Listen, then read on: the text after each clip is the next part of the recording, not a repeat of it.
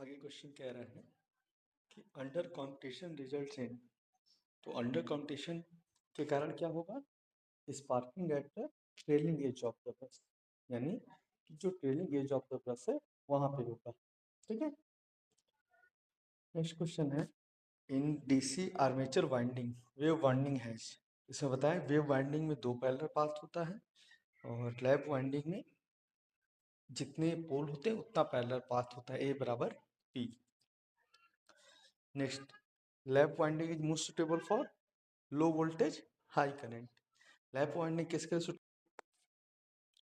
Next question है interpole winding is connected है, तो किसमें कनेक्टेड होता है interpole winding? Series with the armature.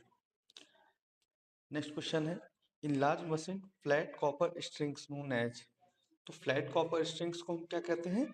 Risers कहते हैं। क्या कहते हैं? राइजर्स।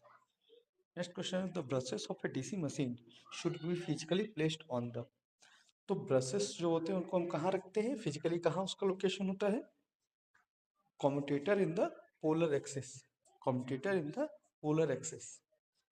नेक्स्ट क्वेश्चन है the MMF produced by interpole is proportional to, कि जो एमएमएफ प्रोड्यूस होता है इंटरपोल द्वारा किसके प्रोपोर्शनल होता है? आर्मेचर करंट, क्योंकि उसमें आर्मेचर करंट ही फ्लो होती है। ठीक है, the adding ampere turns with the series field automatically.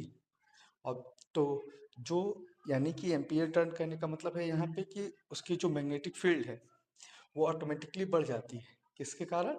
Increase with the load, क्योंकि जैसे ही लोड बढ़ता है लोड करंट बढ़ जाती है और वही करंट उसके फील्ड में भी जाती है।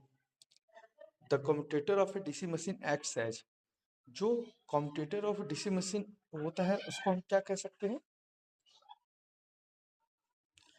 कि जो कम्यूटेटर होता है डीसी मशीन का किस तरीके से काम करता है? फुल वेव रेक्टिफायर की तरह। फुल वेव रेक्टिफायर की तरह। जब डीसी जनरेटर की बात करेंगे तो वहां पे वो रेक्टिफायर की तरह काम करेगा, डीसी मोटर की बात करेंगे तो इन्वर्टर की तरह काम करेगा। नेक्स्ट क्वेश्चन है in case of DC machine the brush contact drop is assumed to be for carbon brushes, यानी कि जो ब्रश कांटेक्ट ड्रॉप होता है उसको हम कितना मान के चलते हैं? तो उसको हम मान के चलते हैं 2 वोल्ट। ठीक है, according to Fleming right hand rule the thumb shows, Fleming right rule के हिसाब से जो थंब है वो क्या दिखाता है? Direction of motion. Direction of motion.